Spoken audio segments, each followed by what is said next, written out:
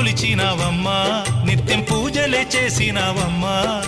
గూడు చెదిరిపాయ గుండెల విసిపాయ గూడు చెదిరిపాయ గుండెల విసిపాయ కొలిచిన రామయ్య కొండ దిగిరాడాయే వందనాలమ్మా అమ్మా వందనాలమ్మా